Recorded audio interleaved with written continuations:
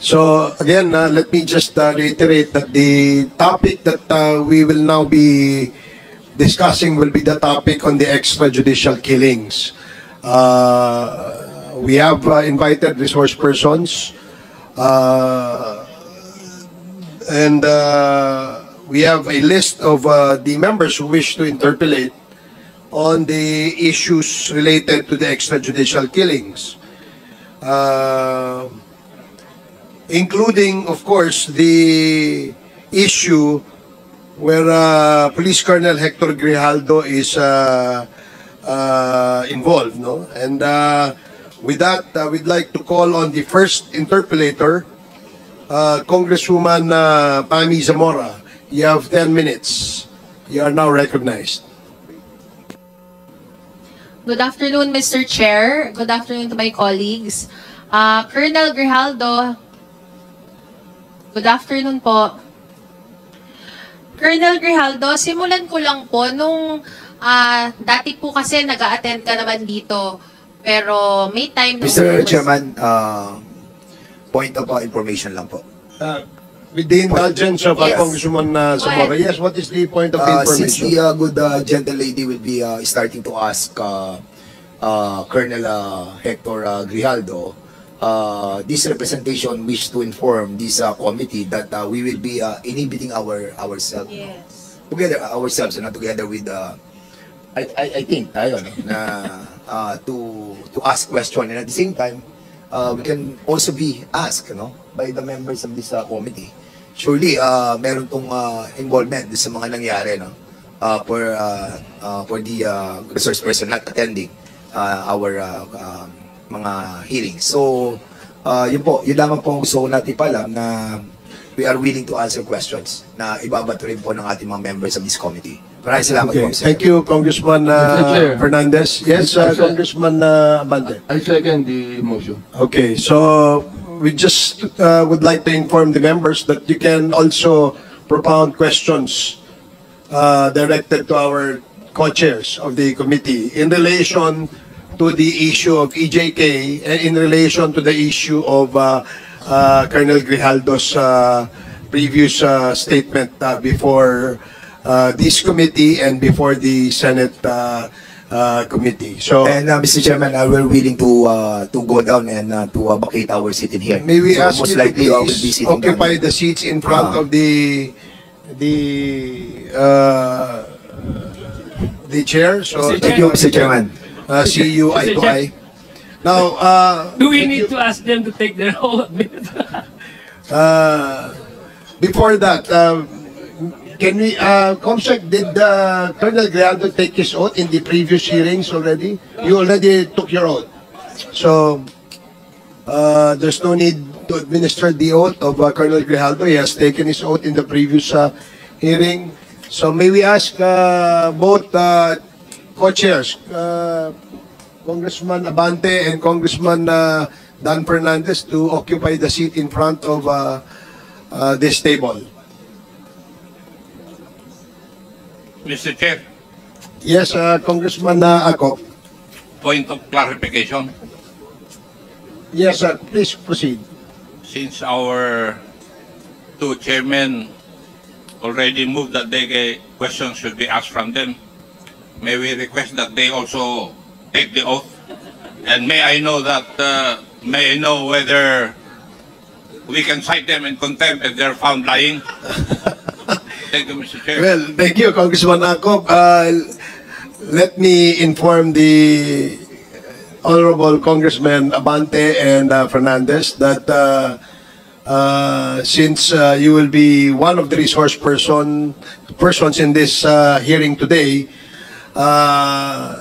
any member who find you not cooperative or evading questions from this representation and others, there is no prohibition under our rules that we cannot cite you in contempt. So let that be let it be on record, Your Honors. Now, Point of clarification. are you comfortable in that? Yes, sir. Okay. Point of clarification. Yes, so what Mr. is the Chairman. May I be clarification? May I be I think, Mr. Chair, informed? sorry. I think the witness, I still have the the floor. resource person now has to wait to be recognized. Mr. Chairman, I was recognized, Mr. Chairman. Okay. No, really, no joke. What this representation wanted to find out kung what provision of the rules contain yung kung pagte-take po ng oath ng member of this committee who wanted to be a part of the as resource person. Mr. Chairman. Okay, I will hold your horses, gentlemen. Let me ask Congressman Acop to answer that query of Congressman Dan Fernandez. Mr. Chair, I think the two distinguished gentlemen were the ones who volunteered to become resource persons. We did not require them to become resource persons. And therefore, when they volunteered to become resource persons, then our rules regarding resource persons must apply. Thank you, Mr. Chair. I agree, Mr. So Chair. I hope that is clear to the gentleman from Laguna. No further questions will be entertained by the chair. Mr. Chair, From you, but from Congressman may I Abante, yes. request that if we will be cited in contempt, that I would be arrested in my own room, Mr. Chair. That is I noted. confined in my own room. That's my request, Mr. Chair. Thank you, Congressman Abante.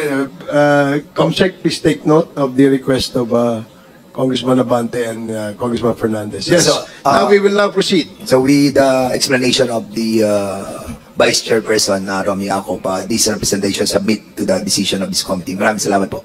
Okay. Thank you, Congressman Fernandez. May we for have our your- oath now, Mr. Chair? Makabawi na rin kami nito.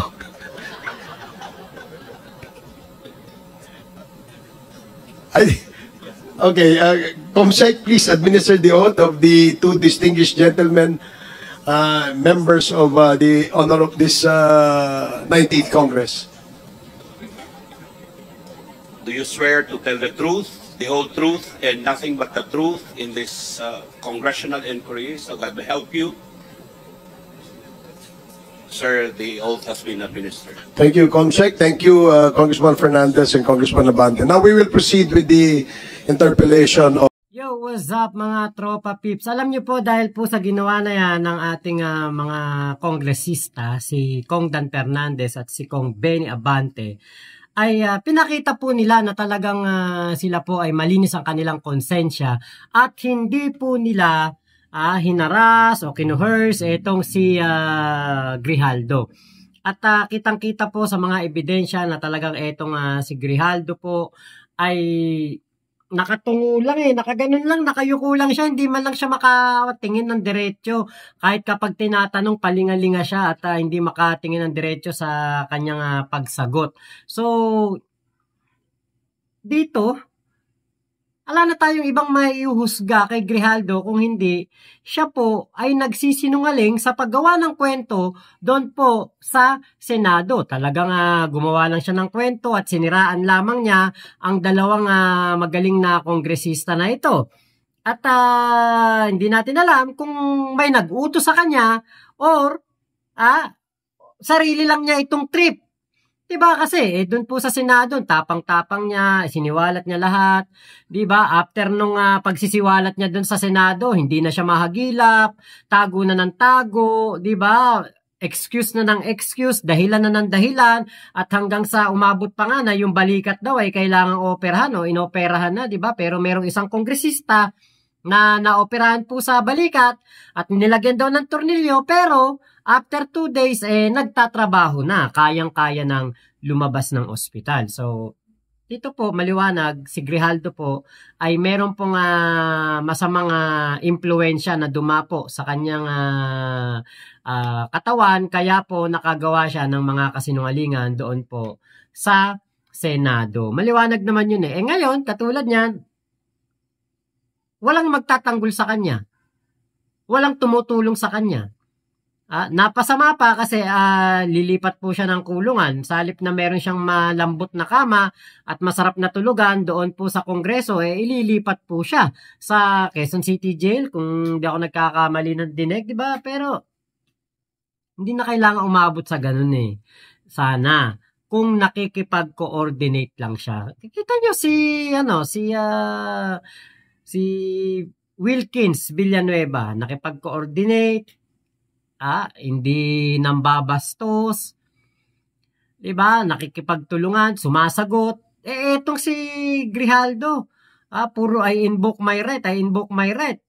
Wala namang kasong nakasampa sa kanya patungkol doon sa kanyang affidavit. Diba?